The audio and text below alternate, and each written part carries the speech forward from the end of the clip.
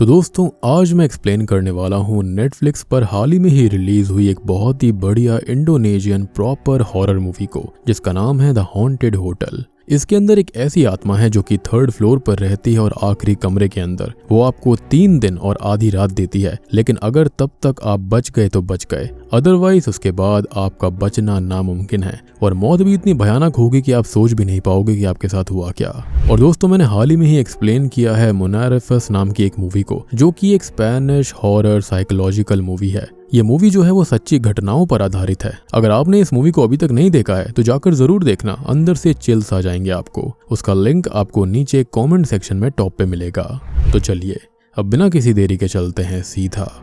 Video की तरफ।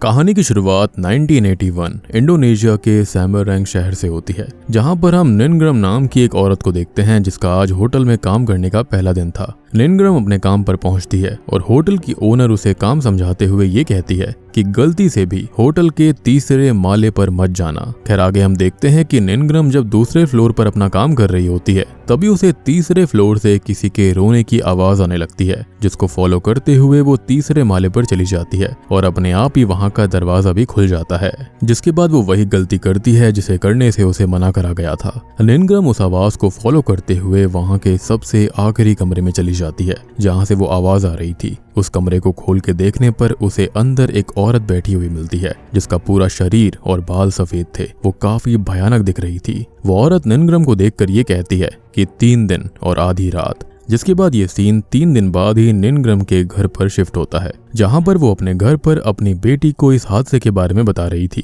कि किस तरह उसने जब उस औरत को देखा तो वो बहुत ही ज्यादा डर गई थी। जिसके बाद उसकी बेटी उसे प्रेयर्स करने के लिए बोलती है जिससे कि उनका डर खत्म हो जाएगा और निनग्रम बिल्कुल ऐसा ही करती है। लेकिन अब जैसे ही निनग्रम की प्रेयर्स खत्म होती हैं उस पर तभी एक आत्मा हमला कर देती है, जो कि वही औरत थी जिसे 3rd फ्लोर पर निनग्रम ने देखा था। यानी कि वो कोई औरत नहीं बल्कि एक आत्मा थी। जिसके बाद निनग्रम की बेटी अपनी माँ के चिल्लाने की आवाज को सुनकर वहां पर आती है और जब वो देखती है तो वहां पर उसकी माँ की लाश पड़ी हुई थी। लेकिन वो खाली लाश नहीं थी, उसके शरीर से खाल को नोच लिया गया था, जो कि दिखने में बहुत ही ज्यादा डरावना था। अब इस हादसे के 3 दिन बाद का सीन दिखाया जाता है, जहां हम रायना और फे नाम की 2 बहनों को उसी होटल की तरफ जाते हुए देखते हैं जहां पर वो आत्मा भी रहती है। असल में ये होटल रायना और फे के डैड जानवर का ही था, लेकिन उन्होंने इसे अपनी बीवी के पेरेंट्स को संभालने के लिए दिया हुआ था, यानी कि अपने इन लॉज को। यानी कि जिस होटल की ओनर को हमने मूवी की शुरुआत में देखा था वो रायना और फे की नानी थी। अब आगे हमको पता चलता है कि जानवर की 2 महीने पहले ही मौत हो चुकी है, लेकिन मरने से पहले उसने अपने होटल की ओनरशिप अपनी बेटियों को दे दी है और उन्होंने अपनी बेटियों को उस होटल को संभालने के लिए कहा था।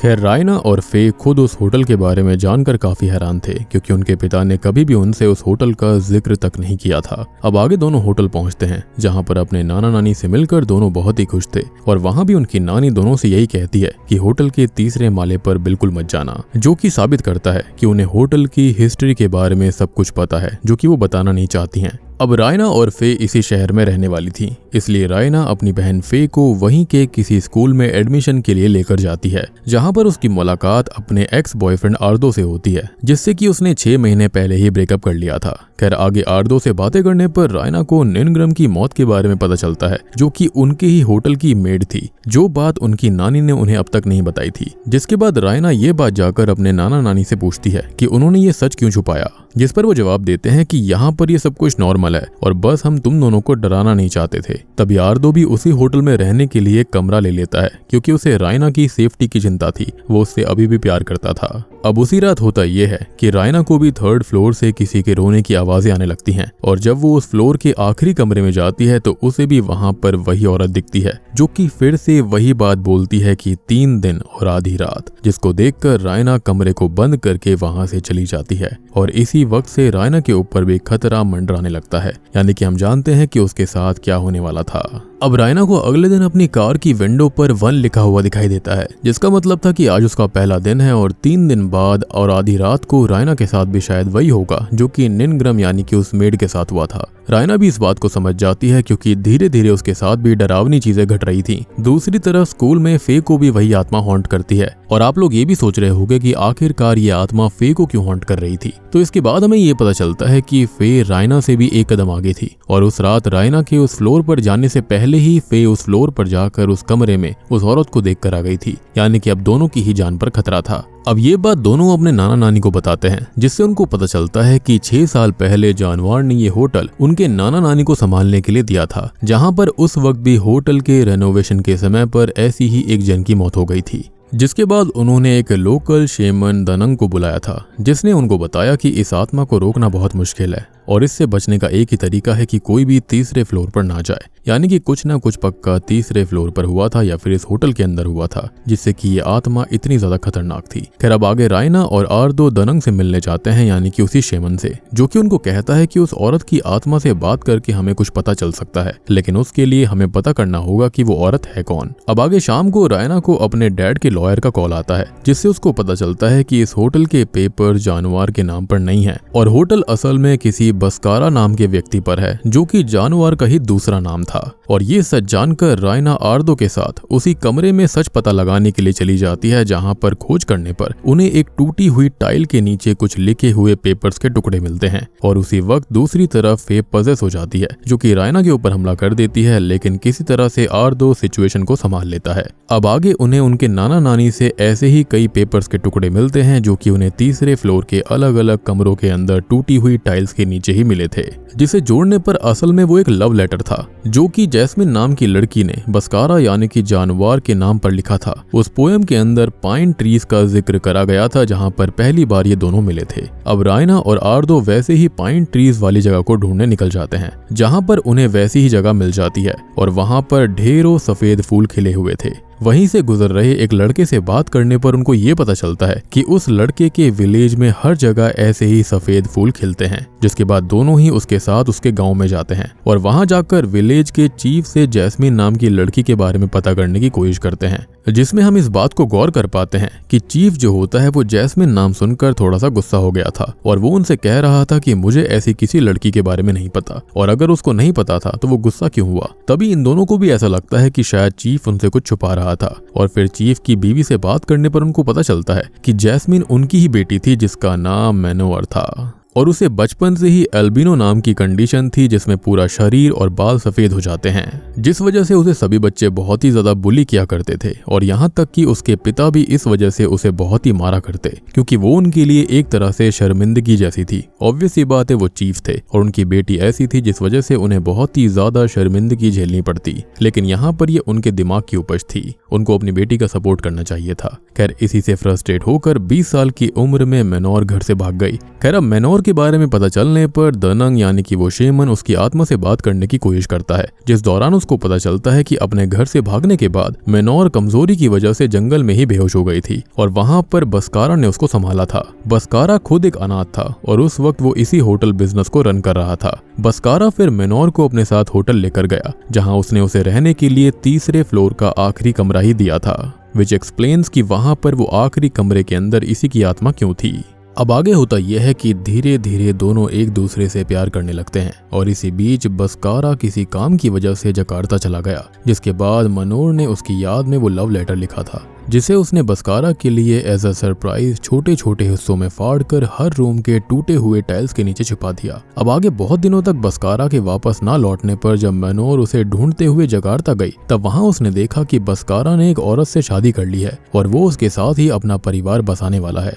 ये देखकर मनोर को ऐसा लगा कि बस्कारा ने ये सब इसलिए किया क्योंकि मनोर दूसरे लोगों से अलग दिखती थी और उसे कोई प्यार नहीं कर सकता। अब इसी दुख में मनोर ने एक चाकू लेकर उसी कमरे में अपने शरीर की खाल निकालनी शुरू कर दी, जो कि उसने 3 दिनों तक किया था, जिसके बाद तीसरे दिन की आधी रात को मनोर की दर्दनाक मौत हो गई। और तभी से इस होटल के अंदर उस रूम के अंदर मनोर की आत्मा भटकने लगी और यहाँ पर ये चीज भी एक्सप्लेन हो जाती है कि क्यों उसने स्टार्टिंग वाली लेडी की खाल उतार ली थी। अब दनंग ये सब देखने के बाद रायना से कहता है कि अब मनोर की आत्मा को तभी शांत किया जा सकता है जब वो बस्कारा को माफ कर दे, लेकिन उसी वक्त मनोर की आत्मा दनंग पर हमला कर देती है और उसके गले को काटते हुए उसके चेहरे को बीच से फाड़ डालती है, जो कि देखने में बहुत ही भयानक लगता है। हालांकि रायना और आर्दो किसी तरह वहां से बचकर भाग जाते हैं। आगे रायना अपने पिता के इस घिनौने सच को जानने के बाद उनसे बहुत गुस्सा हो जाती है क्योंकि उन्होंने मैनोर को धोखा दिया था। इसी दौरान रायना आर्दो को उनके ब्रेकअप का सच भी बताती है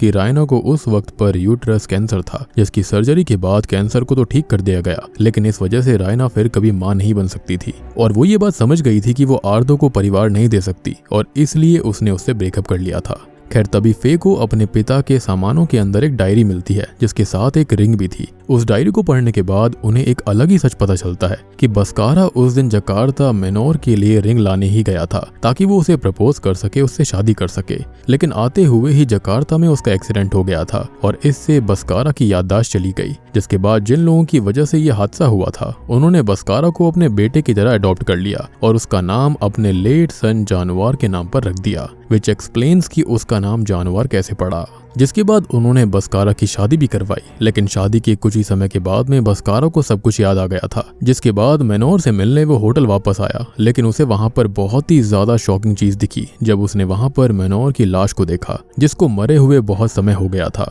बस्कारा ने फिर उसकी डेड बॉडी को होटल के नीचे टनल में एक जगह दफना दिया और उसकी याद में रिंग पर जिस फ्लावर का शेप बना हुआ था वैसा ही पैटर्न उसने टनल के उस हिस्से में बना दिया। जिसके बाद बस्कारा ने अपना अतीत वहीं दफना दिया, वो भी बहुत ही ज्यादा दुखी होकर, और जानवर बनकर आगे की जिंदगी वो बिताने लगा। अब ये सच जानकर रायना समझ जाती है कि उसके पिता मैनोर से ही प्यार करते थे और ये सच मैनोर को जानना जरूरी है, जिसके लिए उसे ये रिंग मैनोर की डेड बॉडी तक लेकर जानी होगी। अब आगे रायना और आर्दो होटल के नीचे वाले टनल में बॉडी को ढूंढने जाते हैं, जहां पर जाते ही आर्दो पजेस्ड हो जाता है और रायना के ऊपर हमला कर देता है। तब रायना आर्दो को घायल करके वहां से टनल में आगे बढ़ती है और काफी देर ढूंढने के बाद उसे वहां पर वो डेड बॉडी नहीं मिलती और आज ही तीसरे दिन की आधी रात थी और उसे कैसे भी करके वो डेड बॉडी ढूंढनी ही थी। जिसके बाद वो प्रेयर करती है और उसे फाइनली वो फ्लावर वाला पैटर्न मिल जाता है, जहां खोदने पर उसे मैनोर का स्केलेटन मिलता है और वो उसके हाथों में रिंग पहना देती है, जिससे सब कुछ नॉर्मल हो जाता है और मैनोर की आत्मा अपने स्केलेटन से बाहर आती है,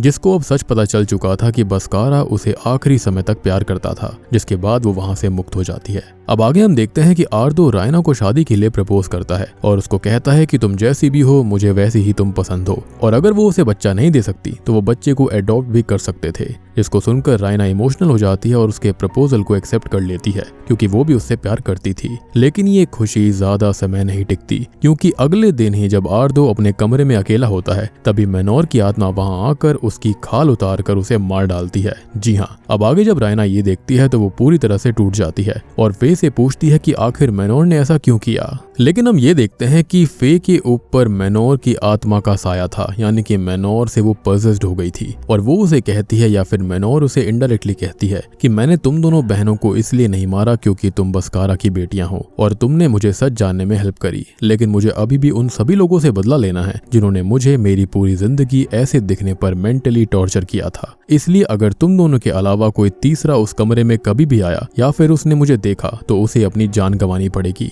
इतना कहकर मैनोर वहां से चली जाती है और रायना और फे हमेशा के लिए उस होटल को छोड़कर उसे सेल पर देकर वहां से निकल जाते हैं। यानी कि यहाँ पर खाली बस्कारा की बेटियों को स्पेशल चीज मिली थी, स्पेशल ग्रांट मिला था कि वही उस होटल के अंदर, उस रूम के अंदर इजीली आ जा सकते थे, वो भी बिना किसी दिक्कत के। लेकिन ऑब्वियस सी बात है कि मैनोर की आत्मा के लिए आर्दो थर्ड पर्सन था और उसने उसे कोई भी स्पेशल चीज नहीं दी थी, जिसके चलते उसने उसे खत्म कर दिया। यानी कि उसका बदला अभी भी शांत नहीं हुआ था। वो यही सोच रही थी कि उसका जो रूप रंग था जिसके चलते ये सब हुआ और सबने उसका मजाक उड़ाया, तो अब वो सबसे बदला लेगी। यानी कि एक चीज उसके मन में क्लियर हो गई थी, लेकिन अभी भी बाकी चीजें यानी कि हेट्रेड उसके मन में थी। खैर, अब इसके बाद हम मूवी के एंडिंग सीन में दो पुलिस ऑफिसर्स को देख पाते हैं जो कि इन्वेस्टिगेशन करते हुए होटल के उसी कमरे में पहुंचते हैं जहां पर उन्हें मैनोर की आत्मा दिखाई देती है। लेकिन वो नहीं जानते थे कि ये आत्मा है और वो उनसे वही बात कहती है, 3 दिन और आधी रात, जिसके बाद प्रोबेबली इनकी भी मौत होने वाली है। और बूम,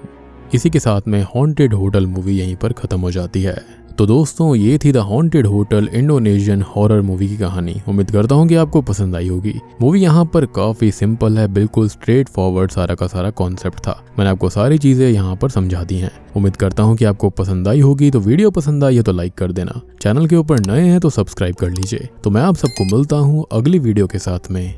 तब तक के लिए